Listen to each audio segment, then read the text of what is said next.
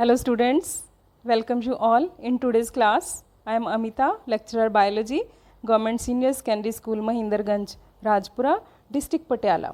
Students, आज के lecture में हम एवोल्यूशन पार्ट 4 करने जा रहे हैं. प्रीवियस लेक्चर में हमने एविडेंसेस ऑफ एवोल्यूशन का टॉपिक स्टार्ट किया था, जिसमें हमने पैलेंटोलॉजिकल एविडेंसेस को डिटेल में डिस्कस किया कि कैसे पैलेंटोलॉजिकल एविडेंसेस एवोल्यूशन का प्रमाण देती हैं. आज हम करेंगे मॉर्फोलॉजिकल एंड एनाटॉमिकल एविडेंसेस. इसके अंडर हम पढ़ेंगे homologous organs, analogous organs, connecting links, हम एटाविज्म के बारे में पढ़ेंगे, हम वेस्टिजियल ऑर्गन्स के बारे में पढ़ेंगे. So let's start. अब आप इस वीडियो में क्या देख रहे हो? In the first part a girl is doing workout. In the second video cat is running. In this video you can see the whale is swimming and here the bat is flying. These 4 different type of organisms, they are doing different work, but the organ they are using for doing this work is the forelimb. अब हम अपनी फोरलिम्ब से किसी भी चीज़ को पकड़ते हैं, ठीक है. कैट अपनी फोरलिम्ब से रनिंग करती है. वेल के four limbs they are modified into flippers, जिससे वो स्विम करती है. एंड बैट के wings they are also modified four limbs. अब ये फोर लिम्स का फंक्शन हर एक में डिफरेंट है, लेकिन उनका ओरिजिन, जो बेसिक उनका स्ट्रक्चर है, दैट इज़ सेम. अब आपको पता है कि हमारी 4 आर्म्स हैं, they are made up of humerus bone, ठीक है, radius, ulna, carpals, metacarpals and phalanges. अब कैट की 4 लिम्स में भी यही सेम बोन्स का जो पैटर्न है, ठीक है. वेल्स के जो फ्लिपर्स हैं, because they are modified 4 limbs, उसमें भी आप यही देख सकते हो. ह्यूमरस है, रेडियस है, अल्ना है, कार्पल है, मेटाकार्पल्स हैं. सिमिलरली बैट के विंग्स में भी यही बोन्स के स्ट्रक्चर आपको दिखेंगे. तो इससे क्या प्रूव होता है कि ये जो ऑर्गन्स हैं ये होमोलोगस ऑर्गन्स हैं. Homo means same, logos means origin, basic structure. तो डिफरेंट ऑर्गेनिजम्स का जो ऑर्गन्स हैं उनका ओरिजिन सेम है, but they are performing different functions. उनको हम बोलते हैं homologous organisms. So homologous organisms can be defined as the organs of different animals which have the same basic structure. Means उनका ओरिजिन सेम है, जो tissues उन organs को बना रहे हैं वो टिश्यू सेम है, but they are performing different functions. Clear? These are the homologous organs. और होमोलोगस ऑर्गन्स की स्टडी को हम कहते हैं होमोलॉजी. सो होमोलॉजी क्या इंडिकेट कर रही है? हमें ये एवोल्यूशन का प्रमाण दे रही है कि इन ऑर्गेनिजम्स के एंसेस्टर्स कॉमन होंगे, ठीक है. और इस एवोल्यूशन को हम बोलते हैं डाइवर्जेंट एवोल्यूशन. अब डाइवर्जेंट एवोल्यूशन क्या है? डाइवर्जेंट एवोल्यूशन में क्या होता है? Same structures developed for different functions. Same structures का मतलब कि उन स्ट्रक्चर्स के टिश्यूज़ उनका ओरिजिन सेम है, but they perform different functions due to adaptations to the different needs. उनके स्ट्रक्चर्स ने काम डिफरेंट करना शुरू कर दिया because of their different habitats, ठीक है. So this is the type of evolution which is called divergent evolution. अब प्लांट्स में भी आपको होमोलोगस ऑर्गन्स देखने को मिलेंगे. हमारी बुक में 2 एग्जांपल्स दिए हैं बेटे, बोगनविलिया की दी है एंड क्यूकरबिट्स की दी है. बोगनविलिया में जो एक्सिलरी बड्स हैं they are modified into thorns, and in case of cucurbits these axillary buds they are modified into these coil structures, they are called tendrils. सो दोनों ही एक्सिलरी बर्ड से originate हुई हैं, basic origin same है, but दोनों का functions different है. अब जो थॉर्न्स हैं वो इस प्लांट को प्रोटेक्शन देते हैं, और ये जो टेंड्रिल्स हैं ये प्लांट को क्लाइम करने में हेल्प करते हैं. फंक्शन डिफरेंट है बट उनका ओरिजिन क्या है? सेम है. सो अगर आपको क्वेश्चन आ जाए कि name the homologous organs in plants, you can give the example of bougainvillea and cucurbits. Okay. और भी एग्जांपल्स आप दे सकते हो. अब जैसे हम ओपेंशिया की बात करें, ओपेंशिया में स्टेम ग्रीन हो जाता है, ठीक है. तो स्टेम क्या कर रहा है? फोटोसिंथेसिस का फंक्शन कर रहा है. वहीं दूसरे प्लांट्स में जिनमें स्टेम ग्रीन नहीं है, जिसमें क्लोरोफिल नहीं है, वो सपोर्ट कर रहा है, बट बेसिकली दोनों स्टेम हैं, उनका ओरिजिन टिश्यू सेम है, but they are performing different functions. So वो किसकी एग्जांपल हुई? होमोलोगस ऑर्गन्स की। अब हम वर्टिब्रेट हार्ट्स में भी देख सकते हैं कि डिफरेंट वर्टिब्रेट्स के जो हार्ट हैं वो भी होमोलोगस ऑर्गन्स हैं। फिश में 2 चैम्बर्ड हार्ट है, ठीक है, ऑरिकल्स वेंट्रिकल्स। एम्फीबियंस में 3 चैम्बर्ड हार्ट हैं, auricles ventricles, 2 auricles and 1 ventricle. ऐसे रेप्टाइल्स में हम बोल सकते हैं कि 3.5 चैम्बर्ड है, ठीक है, उसमें डिवीजन इनकम्प्लीट होती है वेंट्रिकल्स की। बर्ड्स एंड मैमल्स में 4 चैम्बर्ड हार्ट है, but basic tissue that is giving these organs, ठीक है, ओरिजिन हो रहा है वो सेम है। They are doing different functions according to their energy requirement. So vertebrate heart is the example of homologous organ. ऐसे ही ब्रेन की बात कर सकते हैं हम। वर्टिब्रेट ब्रेन, जो टिश्यू ब्रेन बना रहा है वो सेम टिश्यू से ओरिजिनेट हो रहा है। ब्रेन के डिफरेंट पार्ट्स हैं जो वो सेम है, लेकिन उनका फंक्शन डिफरेंट है। सो होमोलोगस ऑर्गन्स में हम वर्टिब्रेट ब्रेन्स की भी एग्जाम्पल दे सकते हैं। सो this is divergent evolution. Okay, अब ये जो एवोल्यूशन का मैकेनिज्म है, ठीक है, इसको बोलते हैं adaptive radiation. Radiation means rays, ठीक है, अडेप्टिव मीन्स अडेप्टेशंस के करके, क्योंकि हमने बोला कि जो सेम स्ट्रक्चर है वो अडेप्टेशंस के करके उनके जो फंक्शंस हैं वो डिफरेंट हो गए। जैसे आप देख रहे हो सन की रेज हैं वो डाइवर्ज होती हैं इन डिफरेंट डायरेक्शंस। उनका सोर्स सेम है सन, लेकिन वहाँ से वो डिफरेंट डायरेक्शंस में रेज सेंड करता है। तो इसको बोलते हैं, डाइवर्जेंट एवोल्यूशन को अडेप्टिव रेडिएशन भी कहते हैं। So it is the process of evolution of different species in a given area starting from a point and radiating to the other areas. Suppose यहाँ पे हमारे पास एक कॉमन एंसेस्ट्रल स्पीसीज है, ठीक है, सो इससे डिफरेंट स्पीशीज बन गई, ठीक है, लेकिन बेसिक एंसेस्टर सेम है।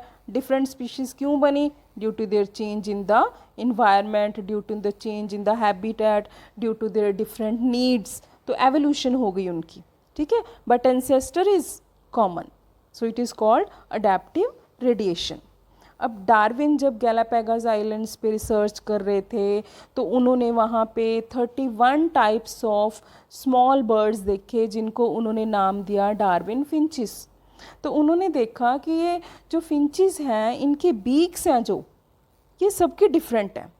तो डार्विन के एक फ्रेंड थे, क्योंकि डार्विन ऑर्निथोलिस्ट नहीं था, ठीक है, तो उसके एक फ्रेंड थे, तो उसको उन्होंने जो है ये सारे स्पेसिमन्स दिखाए कि ये जो ऐसे हैं बर्ड्स, इनकी जो बीक्स हैं वो डिफरेंट है। तो क्योंकि उसका फ्रेंड था, वो एक्सपर्ट था, वो ऑर्निथोलॉजिस्ट था, तो उसने फिर अलॉन्ग विद डार्विन ये स्टडी करके ये प्रूव किया कि इनके एंसेस्टर्स सेम हैं, लेकिन इनकी बीक्स जो है डिफरेंट हो गई डिफरेंट स्पीशीज़ में, क्योंकि इनका डाइटरी हैबिट, इनका फीडिंग हैबिट डिफरेंट हो गया due to the change in the food items. अब ये जो एंसेस्टर है, ठीक है, कुछ बर्ड्स को जो है फ्रूट मिल गए खाने को, ठीक है, वो अलग आइलैंड में चले गए, वहाँ पे फ्रूट्स थे तो उन्होंने फ्रूट खाना शुरू कर दिया, उनकी बीक डेवलप होगी। कुछ बर्ड्स ने ग्रब्स खाने शुरू कर दिए, ग्रब्स मीन स्मॉल इंसेक्ट्स, तो उनकी बीक की शेप चेंज हो गई। कुछ किसी और आइलैंड पे शिफ्ट हो गए तो उन्होंने जो वुडन के छोटे छोटे ट्विग्स थे उनको एज ए वेपन यूज़ करना शुरू कर दिया, इससे वो जो सॉइल में से सीड्स स्क्रैच करके खाते थे, ठीक है। सो ऐसे कुछ बर्ड्स थे वो जो लीव्स खाते थे।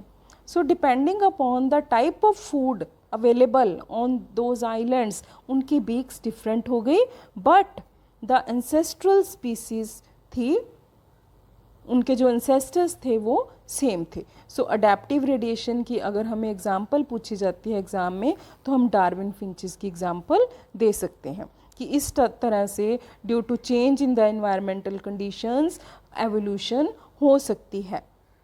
अब ऑस्ट्रेलियन मार्सुपियल्स हमारी बुक में अडेप्टिव रेडिएशन की सेकंड एग्जाम्पल दी हुई है, ठीक है। मार्सुपियल्स वो ऑर्गेनिजम्स होते हैं जिनमें जो न्यूली बॉर्न बेबी होता है, अनडेवलप्ड बेबी होता है, वो मार्सुपियम में पाउच लाइक एक बैग होता है ऑन द फीमेल बॉडी, उसमें उसकी डेवलपमेंट होती है। ठीक है। और आपको कैंगरू अगर मैं बोलूँ तो आप एकदम से पहचान जाओगे कि कैंगरू की बेबी जो कैसे उसके पाउच में रहते हैं। तो जो कैंगरू टाइप ऑर्गेनिजम्स होते हैं उनको हम बोलते हैं मार्सुपियल्स। अब ये मार्सुपियल्स हमें ऑस्ट्रेलिया में ही देखने को मिलते हैं। इसका रीज़न क्या है बेटे, मैं थोड़ी सी आपको बैक हिस्ट्री बताती हूँ। आप इस वीडियो में देख रहे हो कि स्टार्टिंग में जो अर्थ थी उसका एक ही ग्रेट लैंड मास था, कोई कॉन्टिनेंट्स नहीं थे। ये जो आप देख रहे हो, धीरे धीरे टेक्टोनिक प्लेट्स अलग हुई, ठीक है, कॉन्टिनेंट्स अलग अलग बन गए, उनके बीच में जो ओशंस आ गए, उनकी सेपरेशन हो गई। तो सबसे पहले जो था, इसमें आप देख रहे हो ये पैंजिया बोलते हैं इसको, जो ग्रेट लैंड मास था। किसी किसी बुक में आपको यहाँ पे ए भी मिलेगा, स्पेलिंग PANGAEA, ठीक है, बोथ आर करेक्ट। तो ये जो कॉन्टिनेंट्स बने ड्यू टू कॉन्टिनेंटल ड्रिफ्ट, जो ग्रेट लैंड मास था उसको बोलते थे पैंजिया। तो जो ऑस्ट्रेलिया था वो बिल्कुल ही सेपरेट हो गया था सबसे पहले, उसके चारों तरफ ओशंस थे। तो जो ऑर्गेनिजम्स उस टाइम पे थे उस ऑस्ट्रेलियन कॉन्टिनेंट पे, तो उनको कोई फूड की कमी नहीं हुई, कोई कंपटीशन उनको फेस नहीं करना पड़ा। तो मार्सुपियल्स थे वहाँ पे, बहुत ज़्यादा उनकी ग्रोथ हुई।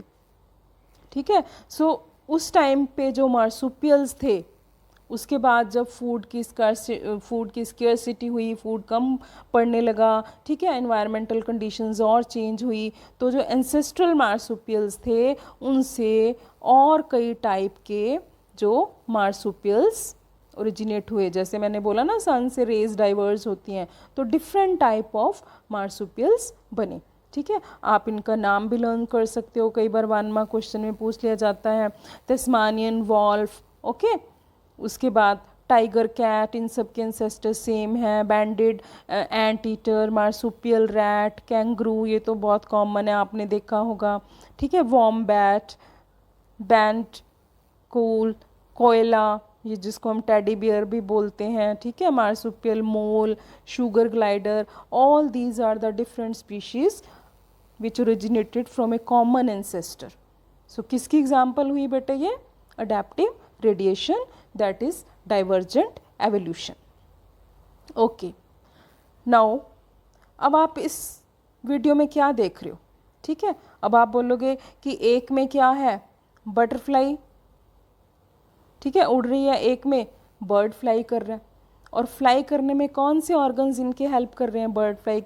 बटरफ्लाई के भी विंग्स हैं और बर्ड्स के विंग्स हैं जिससे ये फ्लाई करते हैं। ठीक है, सेम फंक्शन है फ्लाई करना, but the organ that is helping in flying, ठीक है, उनका जो बेसिक स्ट्रक्चर है, बेसिक ओरिजिन है, वो डिफरेंट है। सो वो ऑर्गन्स जिनका डिफरेंट पॉइंट ऑफ ओरिजिन हो, ठीक है, but they perform the same function, उनको हम बोलते हैं एनालॉगस ऑर्गन्स। क्या बोलते हैं? Analogous organs. अब ओरिजिन की बात करूं मैं, अब जैसे ये बर्ड्स के विंग्स हैं, हमें पता है विंग्स आर मॉडिफाइड 4 लिम्स, इसमें ह्यूमरस होगी, radius, ulna, carpals, metacarpals, phalanges होंगे। लेकिन जो इंसेक्ट्स के विंग्स हैं, they are just the extensions of exoskeleton, chitinous होते हैं ये। सो दोनों का ओरिजिन क्या है? डिफरेंट है, बट काम क्या है? फ्लाई करना। So these are analogous organs.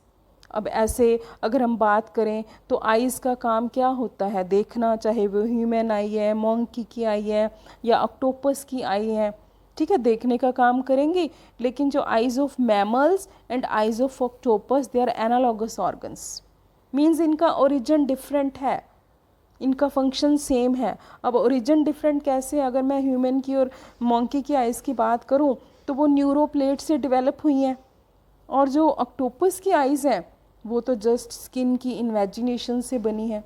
तो दोनों टिश्यूज़ डिफरेंट है, but the function is same. So these are analogous organs. Next example, वही एग्जाम्पल्स मैंने पिक किए हैं बेटे जो हमारी बुक में दी हुई हैं, and these are very important examples. Flippers of penguins, penguins अपने फ्लिपर से चलते हैं, एंड डॉल्फिन के फ्लिपर्स। अब हमें पता है ये बर्ड है और डॉल्फिन क्या है, मैमल है, ठीक है। दोनों के ये जो ऑर्गन्स काम कर रहे हैं they have different origin. Plants में एग्जांपल हम दे सकते हैं पोटैटो एंड स्वीट पोटैटो, दोनों का काम है storage of food, but potato is a stem and sweet potato is a root, दोनों के टिश्यूज ही डिफरेंट है। So these are the examples of analogous organs.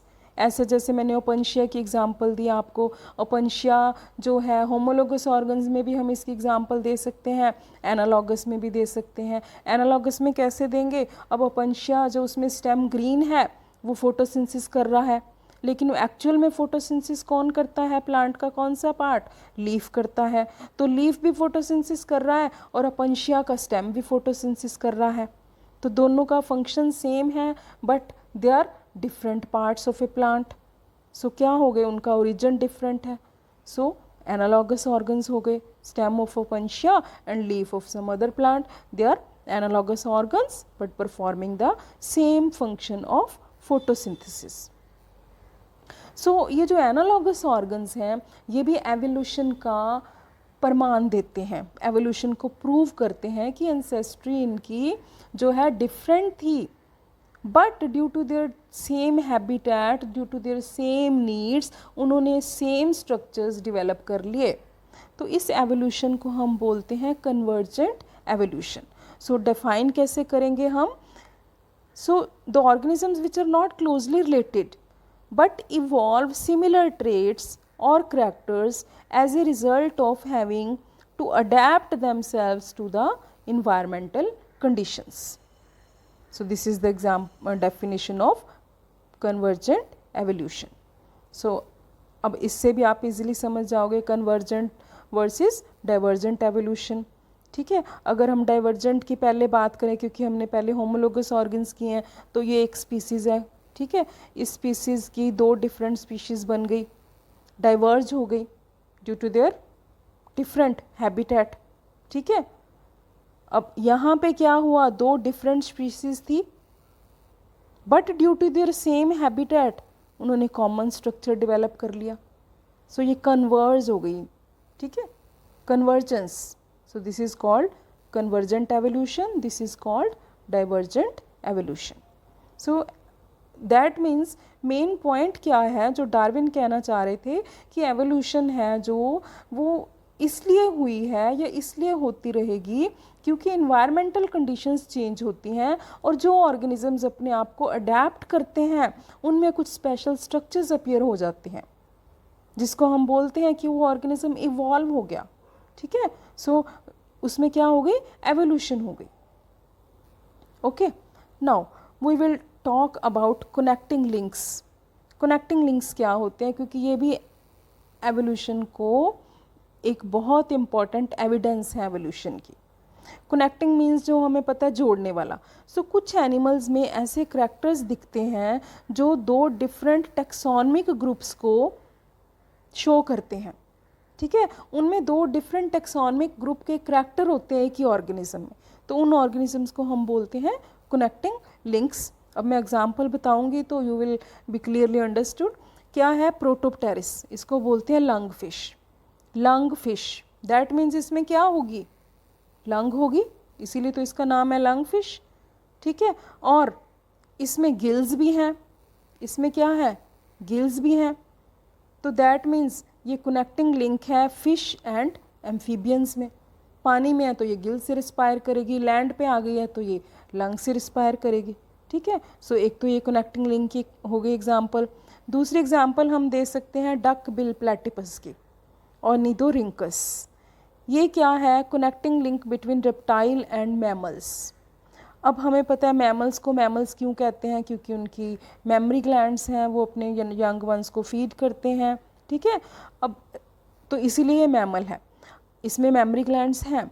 अब रेप्टिलियन करैक्टर इसके कौन से हैं, ये एग ले करता है, एग लेइंग मैमल है, इट इज़ ए ओवीपेरस, तो रेप्टिलियन करैक्टर है, तो that means A connecting link है बिटवीन रेप्टाइल्स एंड मैमल्स। ऐसे ही टैक्कीग्लॉसस है, ठीक है, तो ये भी, इसमें भी एग लेइंग मैमल है, मेमोरी ग्लैंड्स है। और मैमल्स का एक और इम्पॉर्टेंट करैक्टर जो दिख रहा है, हेयर्स, ठीक है। डायाफ्राम भी होता है जो कि मैमिलियन करेक्टर है। क्लियर। सो इसमें हम ornithorhynchus and tachyglossus they are the connecting link between reptiles and mammals. ऐसे प्लांट्स में अगर हम देखें तो युगलीना, ठीक है, युगलीना अब प्लांट करेक्टर भी शो करता है, एनिमल करेक्टर भी शो करता है। प्लांट करेक्टर कैसे शो करता है, आपको कलर ही दिख रहा है, ग्रीन कलर है, तो ये अपनी फोटोसिंथेसिस करता है। एनिमल करेक्टर क्या है, इसमें फ्लैजेला होते हैं, ये फ्लैजेला की हेल्प से मूव करता है। So it is a connecting link between plant and animal. ऐसे ही peripatus, it is a connecting link between annelids and arthropods. अब एनिलिड के करेक्टर क्या है, इसमें सेगमेंटेड अरेंज्ड नेफ्रीडिया है। क्लियर। जहाँ पे वर्ड सेगमेंटेड आ गया मतलब वो एनिलिड का करेक्टर है। अब आर्थ्रोपॉड का करेक्टर क्या है, इसमें क्लॉज हैं, एंटीना है on the head, these are the arthropod characters. ठीक है। So peripatus a connecting link between annelids and arthropods. अब हम थर्ड कैटेगरी में आते हैं जो मॉर्फोलॉजिकल एंड एनाटॉमिकल एविडेंसेस में हम करने वाले हैं, दैट इज़ एटाविज्म। एटाविज्म क्या होता है कि जो हमारे एंसेस्टर्स में करैक्टर थे वो करैक्टर्स हमारे में अब नहीं हैं, क्योंकि हमारा हैबिटेट चेंज हो गया, ठीक है, एनवायरमेंटल कंडीशंस चेंज हो गई, तो वो जो ऑर्गन्स थे जो वो करैक्टर शो करते थे वो ऑर्गन्स भी धीरे धीरे रूडिमेंट्री हो गए। ठीक है। तो अगर वो ऑर्गन्स दोबारा अपीयर हो जाएं एकदम से, किसी बेबी का बर्थ हो और उसमें वो ऑर्गन दिखने लगे जो कि हमारे हज़ारों साल पहले एंसेस्टर्स में थे, तो हम बोलेंगे कि ये कौन सा फिनोमिना दिख रहा है हमें, एटाविज्म। सो एटाविज्म को कैसे डिफाइन करेंगे, recurrence of traits of N ancestor in A subsequent generation, कि आने वाले जनरेशन में एंसेस्टर्स के करैक्टर दिखाई दे रहे हैं। अब बेटा ये डेफिनेशन मुझे थोड़ी सी इनकम्प्लीट लगती है, क्योंकि एंसेस्ट्रल करैक्टर्स तो हमारे में आ ही रहे हैं। तो हम क्या लिखेंगे एग्जैक्ट डेफिनेशन, कि जब एंसेस्ट्रल जेनेटिक ट्रेट्स और character reappears after having been lost, very important, कि वो लॉस्ट हो चुके थे in the present form but suddenly they appear, ठीक है, then we call the phenomena as atavism. अब जैसे कई बार क्या होता है, बहुत रेयर होता है कि कोई ह्यूमन बेबी का बर्थ हुआ और उसमें टेल दिखाई दे रही है, ठीक है, अब टेल तो इंसेस्टस में थी तो ये करैक्टर अपीयर हो गया, एटाविज्म हो गया। अब जैसे कई बार क्या होता है, ये भी रेयर होता है कि कुछ बच्चों में उनकी जो बैक होती है बहुत ही हेयरी होती है, बहुत हेयर्स होते हैं उनके बैक पे, फेस पे भी, ठीक है, तो प्रेजेंस ऑफ हेयर्स हैं, जो हमारे इंसेस्टर्स थे उनकी तो पूरी बॉडी फुल ऑफ हेयर्स थी, ठीक है, तो ये क्या हुआ, एटाविज्म हुआ, presence of hairs, presence of tails in human, ठीक है, you can give the example of atavism. अब हम करते हैं वेस्टिजियल ऑर्गन्स। वेस्टिजियल ऑर्गन्स वो होते हैं जो हमारी बॉडी में हैं, रूडिमेंट्री हैं, उनका कोई फंक्शन नहीं है, ठीक है, वो एंसेस्टर्स में भी थे लेकिन हमारे में भी हैं but they are not functioning, ठीक है, तो which are no more functional the way they were in the ancestral forms. Ancestors में पूरी तरह काम करते थे वो ऑर्गन्स, लेकिन हमारी बॉडी में हैं, रूडिमेंट्री हो गए हैं लेकिन काम नहीं करते। और अगर हम देखें तो अराउंड 120 से भी ज़्यादा वेस्टिजियल ऑर्गन्स ह्यूमन बॉडी में हैं। कुछ एग्जाम्पल मैं आपको बताती हूँ, जैसे अपेंडिक्स। अब एंसेस्टर्स में जो अपेंडिक्स है वो था, सीकम पोर्शन था, क्योंकि वो सेलुलोज खाते थे, है ना, सेलुलोज की डाइजेशन सीकम में होती थी, तो हमारे में तो हम तो सेलुलोज नहीं खाते, तो हमारा जो अपेंडिक्स है वो रूडिमेंट्री है, ठीक है, फर्स्ट पार्ट ऑफ कोलन थोड़ी सी ट्यूबुलर स्ट्रक्चर होता है। कॉकेक्स, टेल बोन, अभी मैंने आपको बताई थी, रूडिमेंट्री है, और अगर फंक्शनल होके अपीयर हो जाए तो हम कहते हैं एटाविज्म। विजडम टीथ, लास्ट मोलर होते हैं जो हमारे, दे आर वेस्टिजियल ऑर्गन्स, हमारे एंसेस्टर्स में वो फुली फंक्शनल थे। ऑरिकुलर मसल्स, जो एक्सटर्नल पिन्ना की मसल्स होती हैं, हमारे जो एंसेस्टर्स थे वो अपने जो पिन्ना है एक्सटर्नल एरिया उसको मूव कर सकते थे to collect the sound waves. अब हमें कहीं से आवाज़ आती है तो हम अपनी नेक मूव कर लेते हैं, पीछे देखते हैं कि कहाँ से आवाज़ आ रही है, लेकिन वो जो थे वो अपने पिन्ना को मूव करते थे to collect the sound. Wings in ostrich, ostrich bird है वो उड़ नहीं सकता तो उसके विंग्स हैं जो वेस्टिजियल हो गए। ऐसे ही हम पाइथन की बात करें, स्नेक की, तो उसमें pelvic girdle and femur bones हैं, वो बहुत ही रिड्यूस्ड हैं, ठीक है, क्योंकि वो हाइंड लिम्स उसकी तो वेस्टिजियल हैं। Pelvic and femur these are the bones of hind limbs, ठीक है, तो वो नहीं है।